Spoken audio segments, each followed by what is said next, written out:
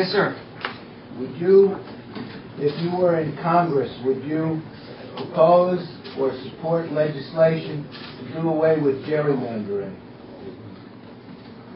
Look, I'm a guy that, I'm not afraid of a challenge, maybe you can sense. So about 15 years ago, I got really aggravated because I'm from Greenwich, which is not a hotbed of Democrats. And I found out we had never elected a state senator in the history of the town. You know, go back to 1688 or something, so that's a long time. So I ran for a state senate down there, and they still never elected a state senator. But it's a long way of saying there was a small, we included Greenwich and part of Stamford, and the part of Stamford that was a part of our district did include some Democrats. So it gave us a slight chance to fight. And it was the Democrats and the Republicans who gerrymandered that out. And they made for a pure Republican district next to a pure Democratic district. And that's not good for democracy. And I just think, let me go beyond gerrymandering and talk about campaign finance reform. These incumbents should be challenged. That's what our democratic process is all about. And when people say, oh, I can't do it, he's got $5 million in the bank, and he's got all the powers that be lined up behind him, that's not good for our democratic process. So, end the gerrymandering, campaign finance reform, anything to put some competition back in the system is good.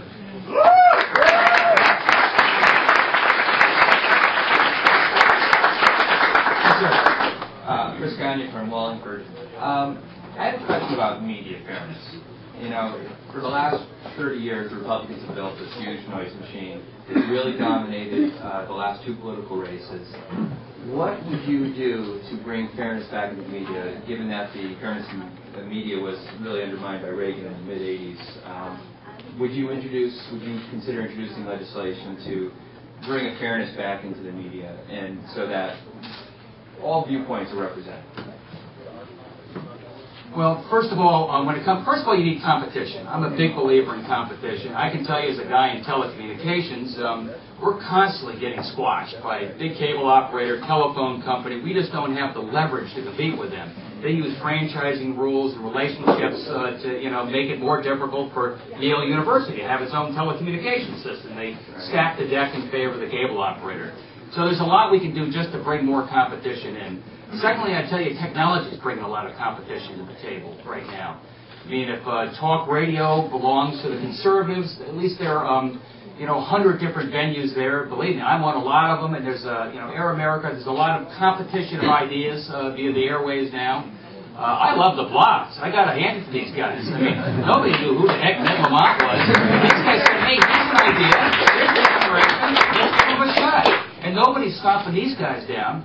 To your basic point, yeah, Rupert Murdoch has a worldwide platform. He controls DirecTV, he controls content, he controls Fox News. There's a vertical monopoly there and a horizontal monopoly there that we've got to watch carefully. But I do believe that technology is changing, so there's a lot of other sources out there that are making it possible for us to compete. But as a small telecom guy, I can tell you it's tough. Yes, sir. I just wanted to tag on to that. Competition isn't necessarily the issue. Ronald Reagan got rid of the fairness part of this. What we have in this country now, which is really distressing, is we have this really strong voice on the right and a really strong voice on the left. People listen to what they want to listen to, and they don't hear the other viewpoint. And this is what's wrong with the media. We need to have fairness on one station, on each station. And competition isn't going to solve this. I think that's why we are where we are, is competition in the media.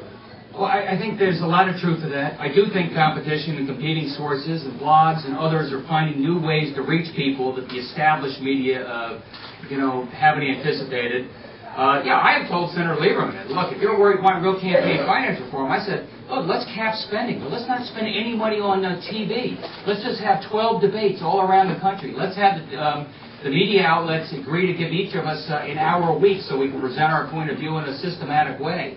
I mean, there are lots of ways that we can, seriously change the level of the discourse out there compared to what we got right now.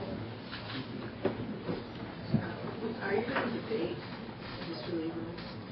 I sure hope so. I mean, as you just heard me say, I've gone around the states, and I think that's just, let's have Lincoln Douglas debates. Let's go. Let's do it at Yale. Let's do it everywhere we can. Here's the real issues. You sent the letter? What I've done is through the media, saying I think this is a good way to go. I think it's real campaign finance reform. Let's stop spending it on negative advertising, and let's spend 45 minutes taking on an issue at a time. Yeah, the league wants to do it. A couple of TVs are out there. We're pushing it. The Connecticut State Legislature tried to push this emergency contraceptive law, which is a great idea. Obviously, emergency contraception for rape victims in hospitals. And it failed. It didn't even get out of committee, basically because they got covered from Joe Lieberman. He said that it's a short, I guess, cab ride or whatever, from one hospital to the next. Small state for a rape victim to go from one hospital to the next. And just was wondering what your opinion is of emergency contraception. I just thought it was unconscionable. That comment in that ruling. I think the legislature's got to stand up. You know, health care is a basic right, and especially for a rape victim who doesn't choose their hospital, goes to a hospital, this incredible sense of duress. You owe them every typical type of care you can provide, including emergency contraception. And it was just so insensitive the way everybody handled that issue. And I'm proud that the legislature's come back. They're pushing it, saying a hospital's a hospital. You provide basic levels of care to everybody. I think Joe gave them cover. I mean, he gave that legislation cover so that they didn't have to get that out of principle.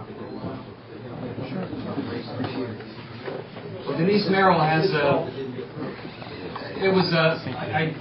I thought the comment was most unhelpful. How's that? Very diplomatic.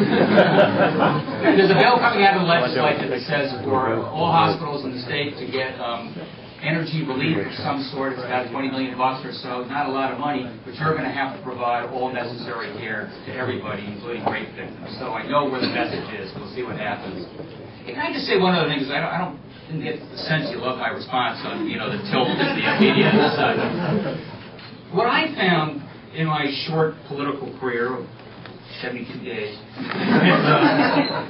I'm not getting hit from the right or hit from the left. I don't feel that the Hartford Courant or the New Haven Register is not giving fair representation of my point of views.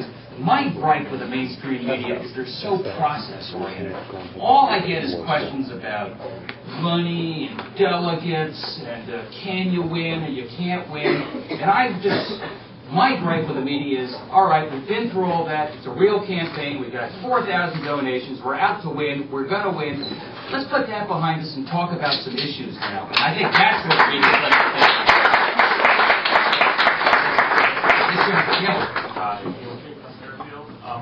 You, in other talks before, you expressed your support for Israel, but if you could talk a little bit more about your position on Israel, particularly in kind of a personal war I think you're waging with friends and family on the block. It's this question of American Jews being concerned that without Joe Lieberman, Israel loses a friend and a supporter, and questions about AIPAC and the powerful pro-Israel lobby kind of coming out to back Joe Lieberman if he really sees trouble.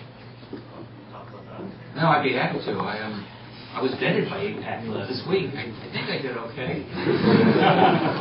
But look, I'm a strong supporter of Israel's security, and that's an absolute, and you can count on that.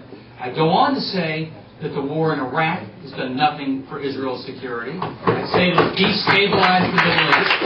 Iran is on the prowl. Iran is now trying to develop a bomb. Hamas is next door. And I think a lot of this grows out of our ill-conceived, poorly executed war in Iraq. So when it comes to being a friend of Israel, I'd say George Bush has done nothing for Israel's security in that sense.